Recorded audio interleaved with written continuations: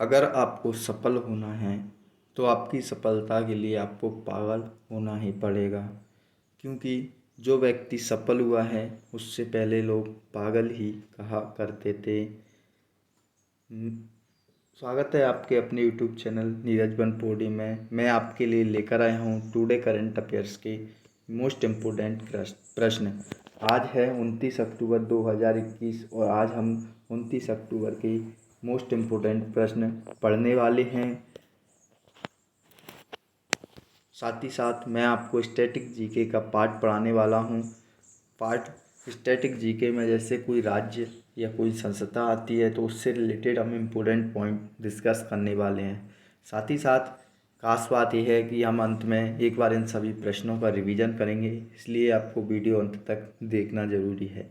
चलिए चलते हैं आज के हमारे प्रश्नों की ओर। आज का हमारा पहला प्रश्न है, श्रमिकों को रियायती दरों पर बिजली के दो पहिया वाहन उपलब्ध कराने के लिए गो ग्रीन योजना को किस राज्य की सरकार ने शुरू किया है। तो आप सभी लोगों को पता होगा कि लगातार बढ़ते पेट्रोल डीजल के दाम के कारण कई कंपनियों ने बैटरी से चलने वाली या लाइट से चलने वाली दो पहिया वाहनों को विकसित किया है, जिससे पेट्रोल डीजल की खपत में कमी आए। तो एक कौन सा राज्य है जिसने दो पहिया वाहन उपलब्ध कराने के लिए गो ग्रीन योजना को शुरू किया है। तो इसका सही उत्तर है गुजरात सरकार ने श्रमिकों को रियायती दरों पर बिजली के दो पहिया वाहन उपलब्ध कराने के लिए गो ग्रीन योजना को शुरू किया है। किसने? गुजरात राज्य ने। इम्पोर्टेंट पॉइंट्स देख लेते हैं। गुजरात के मुख्यमंत्री हैं भूपेंद्र पटेल, जिन्होंने राज्य के निर्माण और औद्योगिक श्रमिकों को रियायती दरों मतलब कि कम दरों पर बिजली के दो पहिया वाहन उपलब्ध कराने के लिए गो ग्रीन योजना और पोर्टल को लॉन्च किया है। इस योजना के तहत जो कामगार हैं जैसे औद्योगिक श्रमिक, उनको बैटरी से चलने वाले दो पहिया वाहनों की खरीद पर वाहन की कीमत पर 30% या 30,000 रुपये तक की इनको सब्सिडी मिलेगी। उद्देश्य क्या है इस योजना का? तो इस योजना का जो मुख्य उद्देश्य है ईंधन के बिल को कम करना और वाहनों से होने वाले प्रदूषण पर अंकुश लगाना है। गुजरात राज्य की टॉप 5 योजना देख लेते हैं। वतन प्रेम योजना गुजरात राज्य की योजना है। प्रधानमंत्री कौशल विकास योजना गुजरात राज्य की योजना है। मुख्यमंत्री महिला उत्कर्ष योजना यह भी गुजरात राज्य की योजना है। उत्सर्जन व्यापार योजना यह भी गुजरात राज्य की योजना है। मुख्यमंत्री किसान सहाय योजना यह भी गुजरात राज्य की योजना है। अगला प्रश्न पढ़ने से पहले जिसने अभी तक चैनल को सब्सक्राइब नहीं किया है वह चैनल को सब्सक्राइब कर दे, लाइक कर दे और बेल आइकन का बटन दबाना ना भूलें, जिससे हम मेरी जो वीडियो हैं आप तक सबसे पहले पहुँचे। साथ ही साथ अपने सभी दोस्तों को भी शेयर कर दें। चलिए चलते हैं हमारे अगले प्रश्न की ओर। अगला प्रश्न है हमारा, भारतीय निर्वाचन आयोग ने वोटर लिस्ट में नाम जोड़ने व सुधार के लिए किस ऐप को लॉन्च किया है। जो हमारा भारत निर्वाचन आयोग है उसने वोटर लिस्ट में नाम जोड़ने के लिए और उन कई लोगों के जो नाम गलत हैं उनमें सुधार करने के लिए किस ऐप को लॉन्च किया है। तो वह ऐप कौन सी है? गरुड़ ऐप। भारत निर्वाचन आयोग जो है उसने गरुड़ ऐप को लॉन्च किया है। इससे रिलेटेड इम्पोर्टेंट पॉइंट देख लेते हैं। जो वोटर हैं उनकी समस्याओं को दूर करने के लिए उनके जो आवेदन होते हैं उनको ऑन द स्पॉट ऑनलाइन करने का कार्य गरुड़ ऐप के माध्यम से होगा। वोटरों की समस्या को दूर करने व उनके आवेदन को ऑन द स्पॉट ऑनलाइन करने का कार्य कौन करेगा? तो गरुड़ ऐप करेगी। गरुड़ ऐप जो है उसको भारत निर्वाचन आयोग ने लॉन्च किया है। तो हम पढ़ने वाले हैं अब भारत निर्वाचन आयोग के बारे में पढ़ ही रहे हैं तो इससे रिलेटेड इम्पोर्टेंट पॉइंट्स भी देख लेते हैं। इंग्लिश में कहते हैं इसे इलेक्शन कमीशन ऑफ इंडिया या भारत निर्वाचन आयोग। इसकी जो स्थापना है वह 25 जनवरी 1950 को हुई थी। इसलिए 25 जनवरी को राष्ट्रीय मतदाता दिवस मनाया जाता है। यह पॉइंट भी आपको याद रखना है कि स्थापना कब हुई और राष्ट्रीय मतदाता दिवस कब मनाया जाता है। इसका मुख्यालय कहाँ है? तो नई दिल्ली में है। भारत के मुख्य निर्वाचन आयुक्त कौन हैं? सुशील चंद्रा। क्योंकि करंट अफेयर्स में जो प्रश्न होते हैं वो ओल्ड भी पूछे जा सकते हैं, उससे रिलेटेड भी पूछे जा सकते हैं। ऐसा नहीं है कि हाल के हाल जो हुआ हो वह पूछा जाए, उससे संबंधित कुछ भी पूछा जा सकता है। अन्य 2 चुनाव आयुक्त कौन हैं? तो अन्य चुनाव आयुक्त हैं श्री राजीव कुमार और श्री अनूप चंद्र पांडे। अगला प्रश्न है हमारा, 67वें राष्ट्रीय फिल्म पुरस्कार 2021 में सर्वश्रेष्ठ अभिनेता का खिताब किसे मिला है? जो अभी हाल ही में राष्ट्रीय फिल्म पुरस्कार चल रहे हैं उसमें 2021 में सर्वश्रेष्ठ अभिनेता का खिताब किसे मिला है? इसका सही उत्तर है ऑप्शन ए और बी। ऑप्शन ए है मनोज बाजपेयी और बी है धनुष। इन 2 व्यक्तियों को सर्वश्रेष्ठ अभिनेता का खिताब मिला है, मनोज बाजपेयी को और धनुष को। इम्पोर्टेंट पॉइंट्स देख लेते हैं। 67वें राष्ट्रीय फिल्म पुरस्कार 2021 में भोंसले हिंदी के लिए मनोज बाजपेयी और असुरन तमिल के लिए धनुष को सर्वश्रेष्ठ अभिनेता का खिताब मिला है। सर्वश्रेष्ठ फीचर फिल्म कौन सी है? तो Marakkar lion of the Arabian sea, यह मलयालम फिल्म है। Most film friendly state Sikkim. सर्वश्रेष्ठ हिंदी फिल्म कौन सी है? तो छिछोरे। सर्वश्रेष्ठ अभिनेत्री का अवार्ड किसे मिला है? तो पंगा हिंदी और Manikarnika the queen of Jhansi Hindi के लिए कंगना रनौत को मिला है।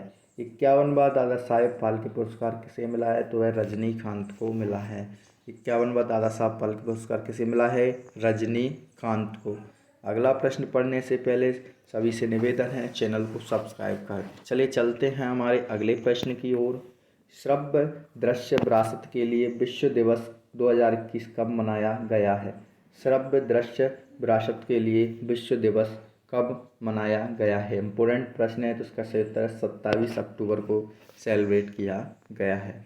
जो विश्व श्रव्य दिवस विरासत दिवस है वह हर साल 27 अक्टूबर को मनाया जाता है। और इस दिवस का आयोजन कौन करता है? तो यूनेस्को के द्वारा किया जाता है।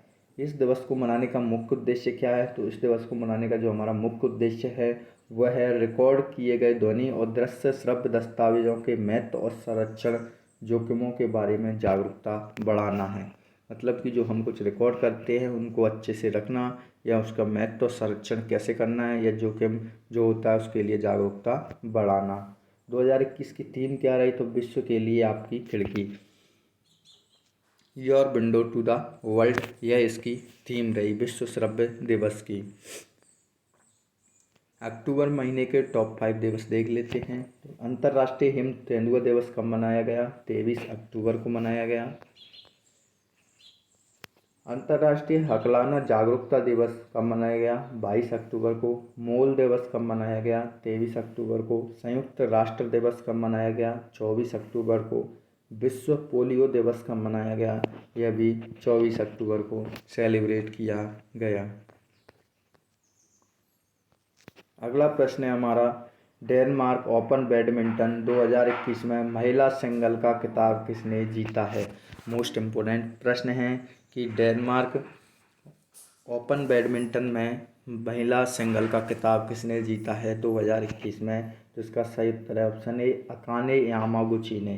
अकाने यामागुची जो हैं इन्होंने डेनमार्क ओपन बैडमिंटन 2021 में महिला सिंगल का खिताब जीता है। इम्पोर्टेंट पॉइंट हैं कि जापान की हैं ये अकाने यामागुची, जिन्होंने महिला वर्ग में अपना दूसरा खिताब आन से योंग दक्षिण कोरिया को हराकर जीता है। डेनमार्क ओपन 2021 के सभी विजेताओं की सूची देख लेते हैं। मेंस सिंगल में किसने जीता है? तो विक्टर एक्सेल्सन ने, डेनमार्क के हैं। महिला में अकाने यामागुची ने या जापान की हैं। मेंस डबल में ताकुरे होकी और युगो कोबायाशी, यह भी जापान के हैं। महिला डबल में वांग डोंगपिंग और जेंग यू, ये चीन के हैं। मिक्स्ड डबल में यूटा वातानाबे और अरीसा हिगाशिने ने, यह जापान के हैं, इन्होंने मिक्स डबल जो है जीता है। ठीक है, अगले प्रश्न है हमारे इम्पोर्टेंट प्रश्न है हमारा, भारत के सबसे बड़े सुगंधित उद्यान का उद्घाटन कहाँ पर किया गया है? भारत के सबसे बड़े सुगंधित उद्यान का उद्घाटन कहाँ पर किया गया है? इम्पोर्टेंट प्रश्न है। तो नैनीताल उत्तराखंड में किया गया है। कहाँ पर किया गया है? नैनीताल उत्तराखंड में भारत के सबसे बड़े सुगंधित उद्यान का उद्घाटन किया गया है। इम्पोर्टेंट पॉइंट्स पढ़ लेते हैं। उत्तराखंड वन विभाग के अनुसंधान केंद्र ने नैनीताल जिले के लाल कुआं में एक सुगंधित उद्यान खोला है। यह उद्यान जो है 3 एकड़ में फैला हुआ है तथा इसमें लगभग कितनी 140 जो पौधों की प्रजातियां वो सुगंधित प्रजातियां लगाई गई हैं। कई सुगंधित पौधों के साथ साथ इसमें 24 तुलसी की प्रजाति के पौधे भी शामिल हैं जो विलुप्ति के कगार पर हैं। इस एरोमेटिक गार्डन की स्थापना करने का जो मुख्य उद्देश्य है वह है तुलसी तथा अश्वगंधा जैसे पौधों की प्रजातियों को संरक्षित करना और इसके महत्व को लोगों को बताना। अब हम पढ़ रहे हैं उत्तराखंड स्टेट के बारे में, तो उत्तराखंड से रिलेटेड जीके का पार्ट भी पढ़ लेते हैं। उत्तराखंड की स्थापना 9 नवंबर 2000 को हुई थी। उत्तराखंड की राजधानी देहरादून गैरसैंण में है। उत्तराखंड के मुख्यमंत्री पुष्कर सिंह धामी। उत्तराखंड के गवर्नर गुरमीत सिंह हैं। उत्तराखंड के मुख्य न्यायाधीश राघवेंद्र सिंह चौहान हैं। उत्तराखंड के 2 पड़ोसी राज्य हिमाचल प्रदेश और उत्तर प्रदेश हैं। उत्तराखंड के 2 पड़ोसी देश तिब्बत, चीन और नेपाल हैं। उत्तराखंड की लगभग लोकसभा सीट 5 हैं, राज्यसभा की सीट 3 हैं और विधानसभा की सीटें यहाँ 71 हैं।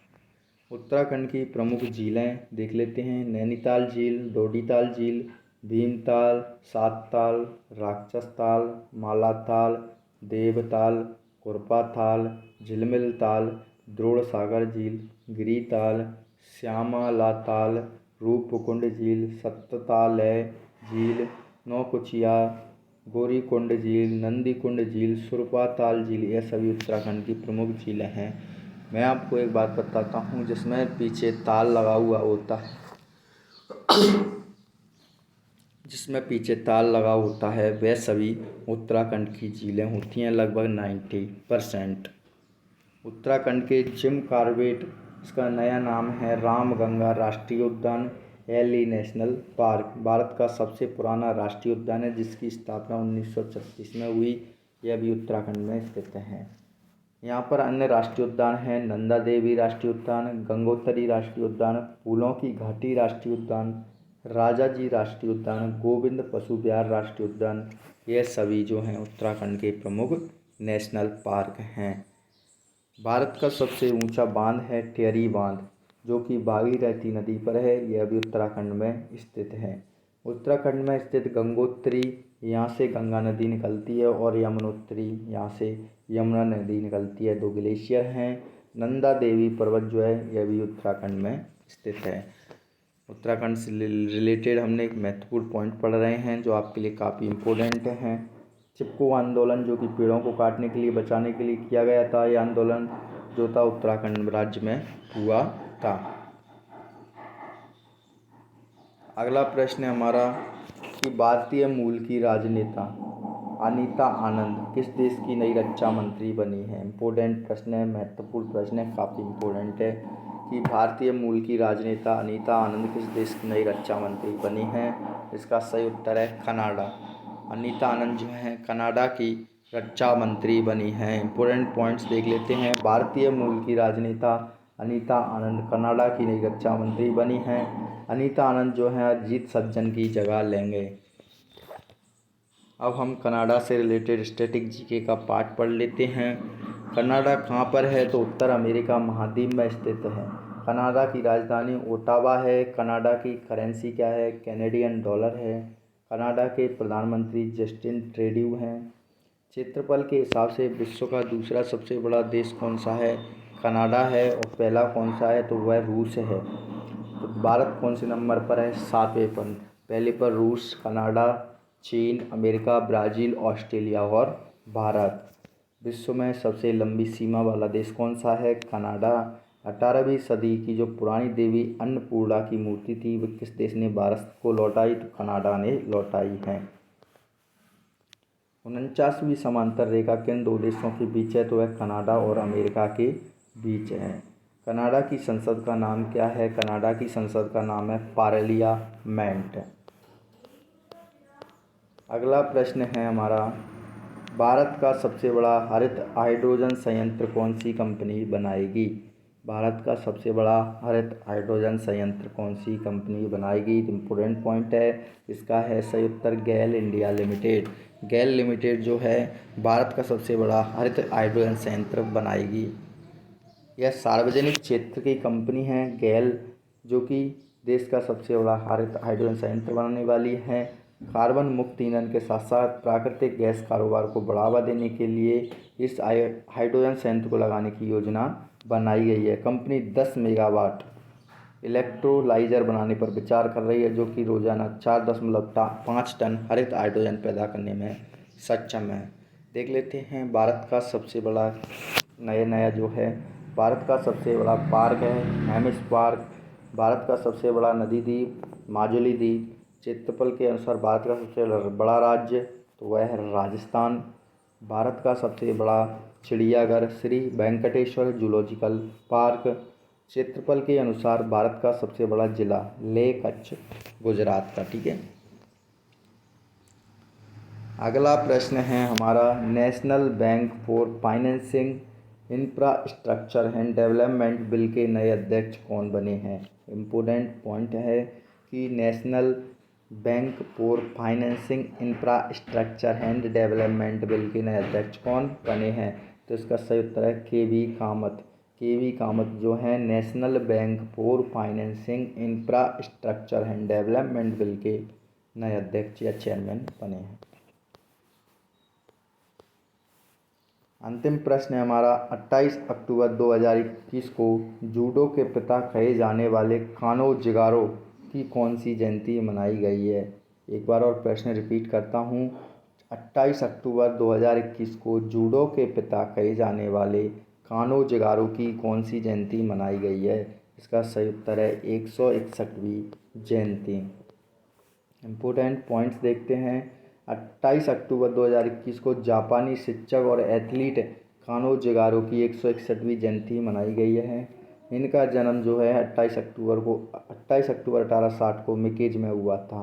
इन्हें जूडो के पिता के नाम से भी जाना जाता है।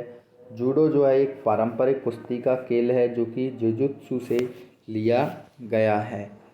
28 अक्टूबर को अंतर्राष्ट्रीय जूडो महासंघ द्वारा विश्व जूडो दिवस मनाया जाता है, जिसका मुख्य उद्देश्य खेल के मूल्यों को बढ़ावा देना है। 2021 की थीम क्या रही थी? तो सॉलिडेरिटी जो है 2021 की थीम रही। आज के हमारे करंट अफेयर्स के जितने भी प्रश्न थे हमने सभी डिस्कस कर लिए हैं, समझ लिए हैं और साथ ही साथ स्टैटिक जीके का पार्ट भी पढ़ लिया है। अब हम इन सभी प्रश्नों को जो जितने भी हमने प्रश्न पढ़े हैं उन सभी प्रश्नों का एक बार रिवीजन करने वाले हैं। चलिए चलते हैं रिवीजन की ओर। आज का हमारा पहला प्रश्न था श्रमिकों को रियायती दरों पर बिजली के 2 पहिया वाहन उपलब्ध कराने के लिए गो ग्रीन योजना को किस राज्य की सरकार ने शुरू किया है? इसका सही उत्तर है गुजरात। अगला प्रश्न है भारत निर्वाचन आयोग ने वोटर लिस्ट में नाम जोड़ने व सुधार के लिए किस ऐप को लॉन्च किया है? उसका नाम है गरुड़ ऐप। क्या नाम है? गरुड़ ऐप। अगला प्रश्न है 67वें राष्ट्रीय फिल्म पुरस्कार 2021 में सर्वश्रेष्ठ अभिनेता का खिताब किसे मिला है? तो 2 व्यक्तियों को मिला है, मनोज बाजपेयी और धनुष को। अगला प्रश्न है श्रव्य दृश्य विरासत के लिए विश्व दिवस 2021 कब मनाया गया है? 27 अक्टूबर को। अगला प्रश्न है डेनमार्क ओपन बैडमिंटन महिला सिंगल का खिताब किसने जीता है? अकाने यामागुची ने, जो कि जापान की हैं। मोस्ट इम्पोर्टेंट प्रश्न है। अगला प्रश्न है भारत के सबसे बड़े सुगंधित उद्यान उद्घाटन कहाँ पर किया गया है? नैनीताल उत्तराखंड में। अगला है भारतीय मूल की राजनेता अनीता आनंद किस देश की नई रक्षा मंत्री बनी हैं? कनाडा की। इम्पोर्टेंट प्रश्न है। अगला प्रश्न है भारत का सबसे बड़ा हरित हाइड्रोजन संयंत्र कौन सी कंपनी बनाएगी? तो गैल इंडिया लिमिटेड। अगला प्रश्न है national bank for financing infrastructure and development bill के नए अध्यक्ष कौन बने हैं? के.वी. कामत। अगला और अंतिम प्रश्न है हमारा 28 अक्टूबर 2021 को जूडो के पिता कहे जाने वाले कानो जिगारो की कौन सी जयंती मनाई गई है? 161वीं जयंती। आज के हमारे जितने भी प्रश्न थे हमने सभी पढ़ लिए हैं, साथ ही साथ हमने उन सभी प्रश्नों का रिवीजन भी कर लिया है। चलिए चलते हैं, मिलते हैं अगले प्रश्नों के साथ नए प्रश्नों के साथ पढ़ते रहिए अच्छे से। रेगुलर करंट अफेयर्स रोज़ पढ़ें जिससे आपको आगे समस्या उत्पन्न ना हो। चलिए चलते हैं। Thanks for watching this video. जय हिंद, जय भारत।